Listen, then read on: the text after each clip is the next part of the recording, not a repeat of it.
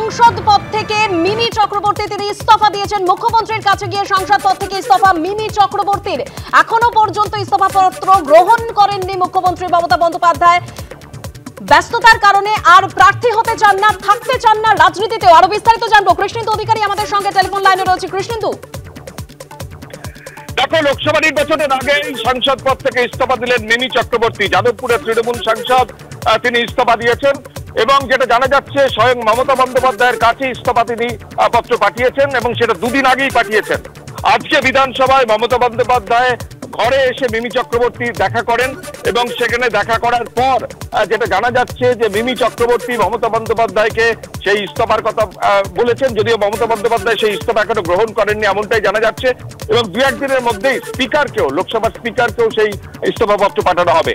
এখন মিমি চক্রবর্তী ভোটের আগে কেন ইস্তফা দিলেন, এটা সবচেয়ে বড় প্রশ্ন। এমনিতেই জল্পনা চলছিল, তুমি জানো যে 2-3টে সরকারি কমিটি থেকে তিনি ইতিমধ্যে ইস্তফা দিয়েছেন।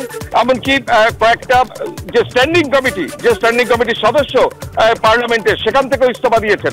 কিন্তু সেই কমিটির ইস্তফার পর একদম সরাসরি সাংসদ পদ থেকেও ইস্তফা দিলেন মিমি চক্রবর্তী, যাদবপুরের তৃণমূল সাংসদ।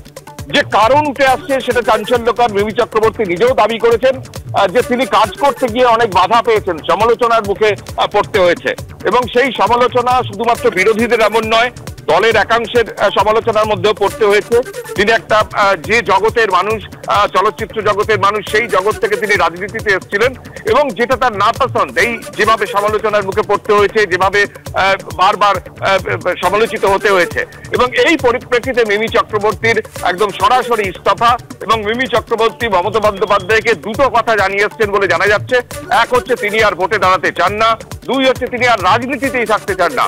অর্থাৎ যে সেলিব্রিটি মুখকে ঘিরে মমতা বন্দ্যোপাধ্যায় যাকে প্রার্থী করেছিলেন গত নির্বাচনে যাদবপুর কেন্দ্রে এবং যাদবপুর কেন্দ্রে জিতেছিলেন মিমি চক্রবর্তী, এবং সেই মিমি চক্রবর্তী আর যাদবপুর কেন্দ্রে কেন তৃণমূলের আর প্রার্থী হতে চান না এমনটাই জানানো হচ্ছে মিমি চক্রবর্তীর তরফে। এবং পাশাপাশি এখনো পর্যন্ত যেটা সূত্রপাত পর জানা যাচ্ছে যে মমতা বন্দ্যোপাধ্যায় সেই পদত্যাগপত্রের ব্যাপারে তাকে ইতিবাচক কিছু এখনো বলেননি। ধন্যবাদ কৃষ্ণেন্দু।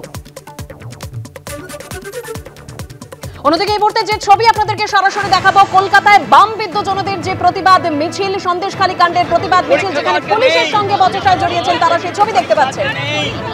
আর পরীক্ষার মধ্যে ওরা চিৎকার করছে,